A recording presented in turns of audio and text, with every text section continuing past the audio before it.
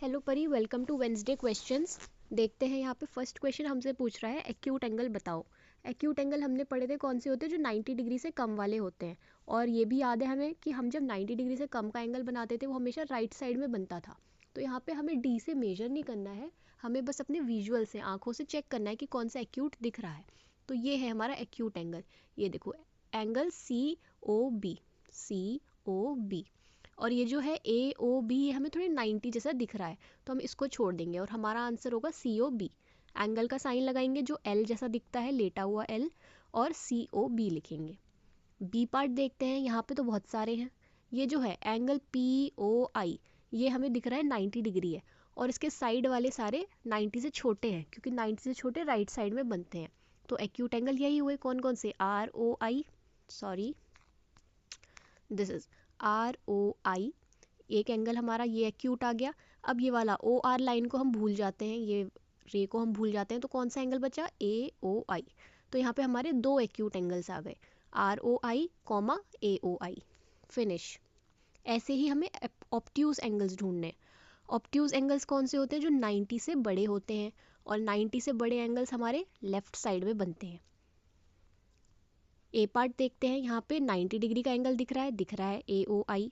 फिर हमें 90 से छोटा वाला भी दिख रहा है ROI, लेकिन हमें 90 से बड़े वाले देखने हैं। तो 90 से बड़े वाले मतलब इधर वाले, तो ये कौन सा है, POI। सिर्फ ये है हमारा इकलौता alone obtuse angle. B part यहाँ पे है, कुछ ज़्यादा है। ये देखो, ये जो है ये थोड़ी टेढ़ा दिख रहा है, ये जो NO जो रे है ये टेढ़ी है, तो मतलब 90 से थोड़ी सी बड़ी है, उधर को जाती हुई दिख रही है, इधर को नहीं दिख रही। तो इसको हम कंसिडर कर लेंगे अपने ऑब्ट्यूज एंगल में। ओके, तो हमारा पहला ऑब्ट्यूज एंगल आ रहा है NOH, और ये जो SOH है ये तो एक्यूट एंगल है, 90 से इस साइड बना है, तो हम इसको नहीं देखेंगे।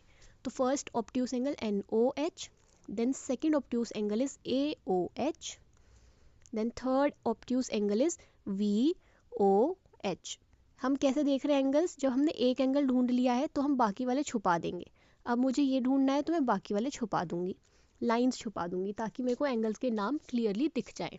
तो इसमें हमें 3 ऑब्ट्यूज एंगल्स दिख गए, NOH, AOH एंड VOH।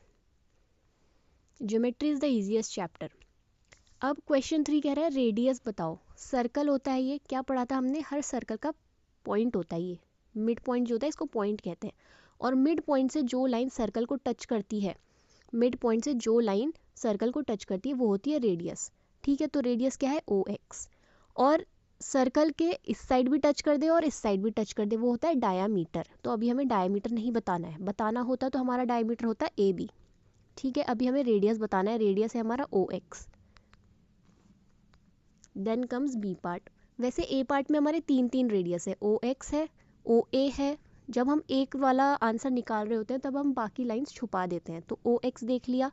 अब बाकियों को छुपाओ तो OA भी दिख रहा है हमें एक रेडियस, और OB, तो इसमें 3 रेडियस है।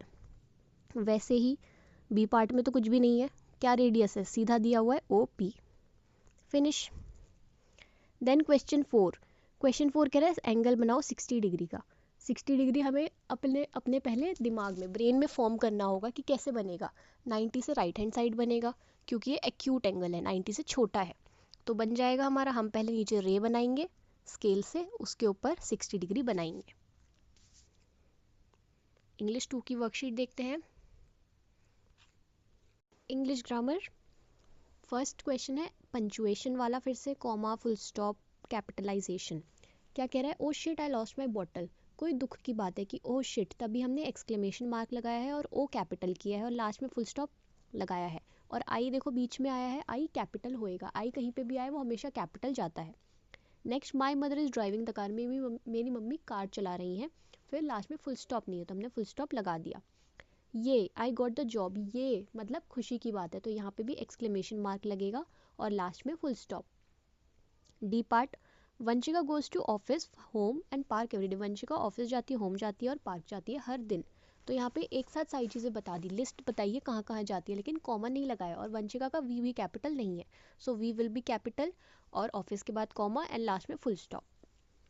सेकेंड क्वेश्चन सिमिलीज वाला चैप्टर पढ़ा था हमने, जिसमें हम दो लोगों को कंपेयर करते हैं की तरह, जैसे, ये वर्ड्स लगा के, एज वर्ड्स लगा के या लाइक लगा के, she is as good as a good person, ऐसे करके।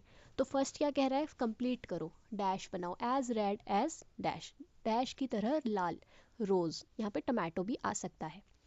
एज अगली एज डैश, डैश की तरह बदसूरत, कौन होते हैं बदसूरत, मॉन्स्टर्स, चुड़ैल, तो हमने यहाँ पे विच लिखा है।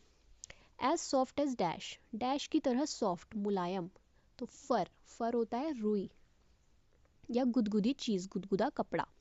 As cold as dash, dash की तरह ठंडा, आइस, बर्फ़ ठंडी होती है, तो हमने दो चीज़ों को कंपेयर करा है एज लगाकर।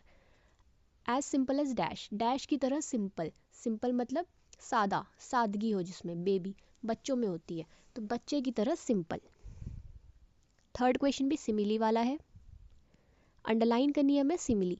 She is as bright as the sun, वो एकदम, वो बिल्कुल सन की तरह ब्राइट है। ब्राइट मतलब जिसकी क्वालिटीज़ बहुत अच्छी हों, जो हर जगह अपना इम्पैक्ट बनाए और हर किसी से अच्छे से बात करे, हर किसी पे अपना प्रभाव छोड़ के आए, तो उसे कहते हैं bright. She is as bright as the sun, तो यहाँ पे एज ब्राइट एज हमारी सिमिली है। Got it. मेरे को टाइम पे होमवर्क भेज देना एंड 17-18 का टेबल लर्न करते रहना। That's it for today. कोई डाउट आए तो message me any time. Bye.